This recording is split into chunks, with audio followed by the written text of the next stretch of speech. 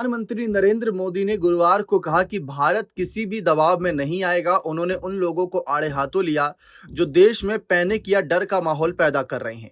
PM Modi ने कहा कि भारत ने 2014 के बाद से अपनी ऊर्जा आत्मनिर्भरता पर इतना काम किया है कि आज हम किसी भी वैश्विक झटके के झेलने के लिए तैयार हैं। लेकिन 2014 में जहां सिर्फ 14 करोड़ एलपीजी कनेक्शन थे, आज वे बढ़कर 33 करोड़ से अधिक हो चुके हैं।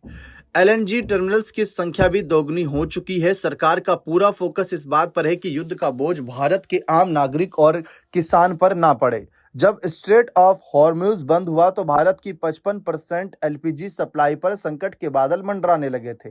ऐसे समय में विदेश मंत्री एस जयशंकर ने मोर्चा संभाला। उन्होंने ईरान के विदेश मंत्री सैयद अब्बास अराक्ची के साथ लगातार 3 बार लंबी बातचीत की।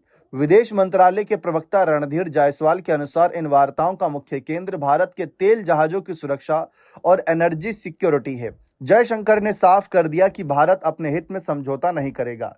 तेहरान के साथ भारत के पुराने और मजबूत रिश्तों का नतीजा है कि भारतगामी ईंधन जहाजों को रास्ता देने की बातचीत सकारात्मक दिशा में बढ़ रही है। पेट्रोलियम मंत्री हरदीप सिंह पुरी ने संसद में जो आंकड़े पेश किए वे भारत की दूरदर्शिता की गवाही देते हैं। भारत ने अपनी तेल खरीद को हॉर्मोज के रास्ते से हटाकर नॉन हॉर्मोज सोर्सेज पर शिफ्ट कर दिया। अब भारत की 70% क्रूड सप्लाई उन रास्तों से आ रही है जो युद्ध क्षेत्र से दूर है।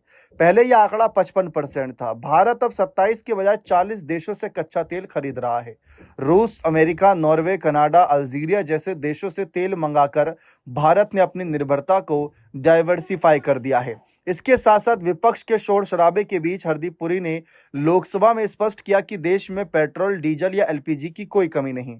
सरकार ने एलपीजी उत्पादन को 28% तक बढ़ा दिया। रिफाइनरीज को निर्देश दिए गए हैं कि अपनी क्षमता से ज्यादा काम करें। इतना ही नहीं, सरकार ने जमाखोरी रोकने के लिए डिलीवरी ऑथेंटिकेशन कोड डीएसी का दायरा 50% से बढ़ाकर 90% कर दिया। इसका मतलब है कि अब गैस सिलेंडर की कालाबाजारी नामुमकिन होगी।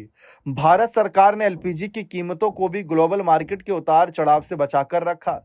जहां पाकिस्तान और श्रीलंका में गैस की कीमतें आसमान छू रही हैं, भारत में पीएमयूवाई लाभार्थियों को राहत दी जा रही है। भारत की कूटनीति सिर्फ खुद तक सीमित नहीं, संकट की इस घड़ी में बांग्लादेश, श्रीलंका और मालदीव जैसे देशों ने भारत से मदद मांगी है। बांग्लादेश ने डीजल की सप्लाई के लिए अनुरोध किया है, जिसे भारत पीपल सेंट्रिक अप्रोच के तहत पूरा करने पर विचार कर रहा है। नुमालीगढ़ रिफाइनरी और भारत बांग्लादेश फ्रेंडशिप पाइपलाइन इस संकट में संजीवनी का काम कर रही है। यह दिखाता है कि भारत न केवल अपनी ऊर्जा सुरक्षा सुनिश्चित कर रहा है, बल्कि दक्षिणी एशिया के नेट सिक्योरिटी प्रोवाइडर और एनर्जी हब के रूप में अपनी भूमिका निभा रहा है। एक तरफ अमेरिका के ऊर्जा सचिव क्रिस राइट कह रहे हैं कि उनकी नौसेना अभी तेल टैंकरों को सुरक्षा देने की स्थिति में नहीं है, वहीं भारत ने अपने बैकअप प्लान से पहले ही तैयार रखे थे। अमेरिका अपने स्ट्रेटेजिक पेट्रोलियम रिजर्व से 172 मिलियन बैरल तेल निकाल रहा है, फिर भी बाजार में डर है। इसके उलट भारत ने अपनी रिफाइनरी कैपेसिटी सोर्स डाइवर्सिफिकेशन के जरिए बाजार में स्थिरता बनाए रखी। भारतीय रिफाइनरीज 100% से अधिक क्षमता पर काम कर रही है, जो एक रिकॉर्ड है। मिडिल ईस्ट का यह संकट भारत के लिए कड़ा इम्तिहान था। पीएम मोदी के आत्मनिर्भर विजन और जयशंकर की बैलेंस्ड विदेश नीति ने यह साबित कर दिया कि भारत अब ग्लोबल एजेंडा तय करने वाला देश है। युद्ध चाहे कहीं भी हो, भारत के हित सुरक्षित हैं।